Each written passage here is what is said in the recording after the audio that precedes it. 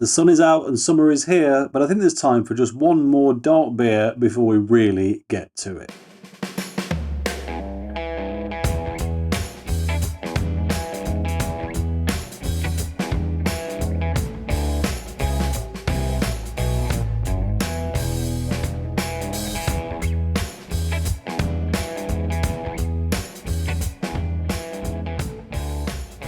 Hello and welcome back to the channel, and yes, today I'm taking a look at this. It is a plum porter from Elgood Brewery.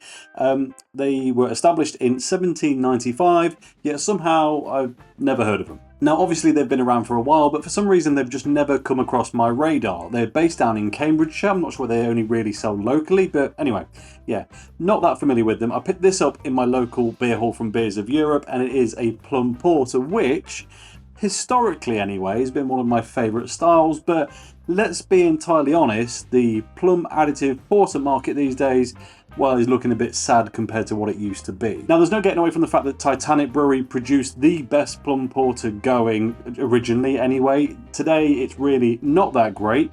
My local favourite Blue Monkey, whose glass, incidentally, I'll be using for this video, did a plum stout, their plum gorilla, but that's not been around for a while, though I'm still sure it's absolutely fantastic if they were to make it. And there are a few others about, but let's be honest, they just aren't really all that good. So here is a new one, for me anyway, that I'm hoping will buck that trend. It comes in a very trad looking bottle. No claims to craft beer here, although certainly I'm sure in terms of size they'd probably qualify.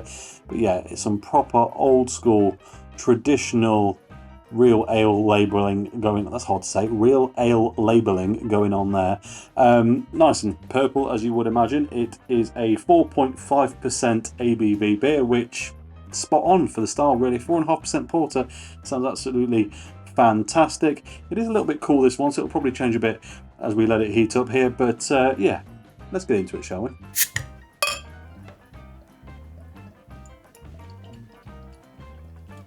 It looks like a porter. It's definitely dark brown, not a jet black beer, and I'll be honest, under the studio light it's almost looking a bit like a bitter, and the plum aromas, well, they've started. Just sat around in the room. As soon as you open it, the aromas kick off, as they often do with plum infused beer. I'm borderline on this one. Some of them you open up and it's distinctly and immediately just artificial, overly sweet, a bit, well, sweet shoppy. And then some of them are much more natural, much more rich, full-bodied fruit. This is somewhere in the middle. I wouldn't be surprised if this has got some natural plum plus some kind of concentrate in it, just based off what I'm smelling so far. I'm not immediately thinking this is going to be incredible, but I'm also not writing it off straight away either. I'm really not sure how it's going to pan out. Visually, it looks pretty good. The head's dissipating pretty quickly, but it looks like a solid porter. It's not too thick. In fact, it's quite splashy, but it is a porter. That's kind of by design.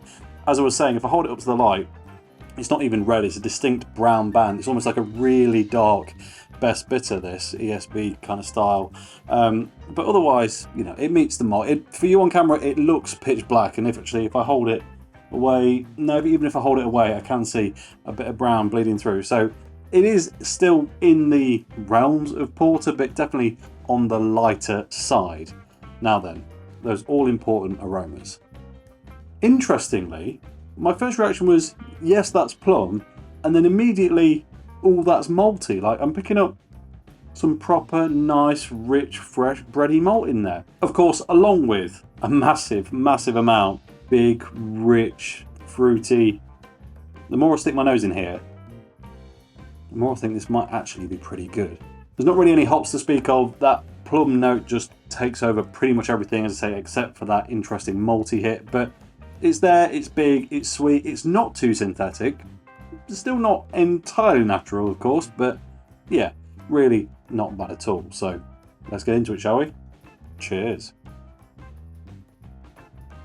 Okay, I've not decided yet whether I think it's good or not, actually. It was a bit of a, you know, a bit of acclimatization needed for the palate, because it is so potent with that plum, and also a lot of flavour from the actual beer as well. I nearly said on the aroma about that malt note that whilst it was big and bready, I kind of didn't want to make any associations with kind of German lager, because it wasn't quite that way inclined. And I nearly said it reminds me of Crystal Malt, but again, it was just a bit maybe too hampered by the plum to really give that an as an assertion. But flavour-wise, this is reminding me of those old school Witchwood beers, you know, the original Hobgoblin, and that has heaps of Crystal Malt in it, or had anyway. And yeah, it's very much along those lines. This feels like a plummy Hobgoblin, which, I'll be honest, from my perspective, certainly isn't a bad thing. But what is it really like? Well, bit sweet, bit sour, bit of vanilla note, kind of reminded me of those drumstick sweets a little bit up front, weirdly. It's oh, okay. So yeah, it's got sweet and sour. It's kind of thin, kind of refreshing, bit sweet, not a lot going on. And all of a sudden, I'm getting an aftertaste that is heavily plum focused, but also a load more of that malt. I don't want to compare this to a German lager, but the way the beer is behaving, where the kind of malt shows on the palate and on the profile of it, and it's getting kind of weirdly close, even though it tastes absolutely nothing like it. Right then, so you know what I'm banging on about, let's do a proper top to bottom taste test. So initially, right on the tip of the tongue, as I said before already, sweet, sour, bitter, and vanilla. It's kind of balanced, but kind of spiky. It's certainly a lot more complex than a lot of beers are at that kind of just on that very first tip of the tongue. But it does give you this kind of, I don't know if I like this or not sensation, because there's so much going on. It's so bitter, but it's also sweet. And then the vanilla comes in, it's kind of sweet shoppy. Overall, that flavour I really like. Just the delivery of it, bit weird perhaps, but it's certainly not terrible. Then over the first third, it simplifies off a bit. Some bitterness kicks around still, but it's just proper original, well, best bitterness almost. More bitter than your standard porter anyway. And it's got along with it some nice, fresh, juicy plum notes. It doesn't feel overly sweet. It's definitely not overly synthetic. It's just there, it carries on. It's, well, yeah, just a bit juicy, to be honest. Then over the mid palate, plum notes get darker, richer, start to feel like the whole fruit. There's even hints of the actual kind of stone in the plum in there as well. I bet the kind of plum skin shows through with, you know, not being quite so sweet. It doesn't feel wholly authentic, as in I still think there's some puree or some flavouring in here. But that delivery at that point feels just like you're eating the fruit, which ultimately is about the biggest praise you can really give to a beer of this style. Onto the back of the tongue. Quite sour, pretty bitter.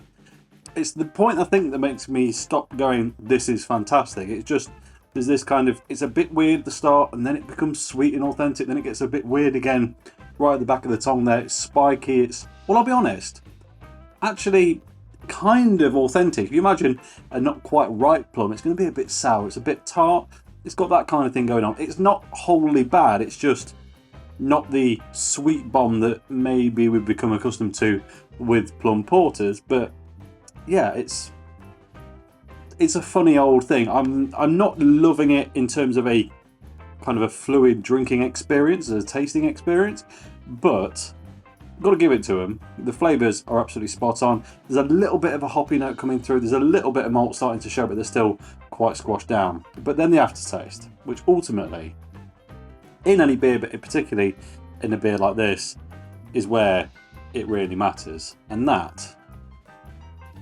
you get more plum, followed by this ever-building, doughy, bready, cakey, just, well, delicious malt note that starts to build and build, and it creeps for a good while. And what you end up with is like a plum cake, plum puddingy thing at the end.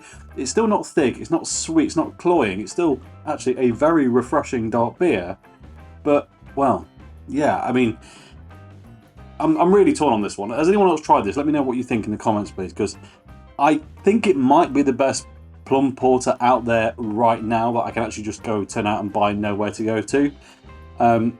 That's not a massively high step at this point in time, as I was saying earlier, but it feels more authentic than the rest. It's definitely not just sweets and, you know, the whole confectionery overly sugared job like some of them, but is it that good? I think it is. And this is what you need to keep in mind with this beer, is that If you're in the mood for it, if you know it's going to be a bit sour, it's going to be a bit bitter, it's going to be a bit tart, but you're also going to get a load of those proper authentic fruit notes, it's absolutely sublime. But for me anyway, it's a beer that I'm going to have to be in the mood for when I drink it. And thankfully, I am in that mood right now because I've been thinking about plum porters all day because I know I was going to review this. But if you're not in the mood, you might struggle. But if you are, it is absolutely fantastic. Let's take a quick look at this bottle before we wrap things up then. So on the front it says, Elgood's Brewery, established in 1795, plum porter at 4.5%. It says, brewed in England, the company is still owned and ran by the 5th generation of the Elgood family. Good to know. It's gluten-free, interestingly. And on the other side, the description of the beer is a rich dark porter with juicy plum aroma. Sweet fruity plum complements the roast malt flavours. They really have got the roast malt out of this. What's interesting is actually most porters these days, they're pretty lacking on the malt front. And the fact that we can taste all of it in this, in addition to all of that plummy addition, yeah, is kind of incredible. It's just, it shows that it can be done and people just aren't really doing it. For me, more very heavily malted porters, please.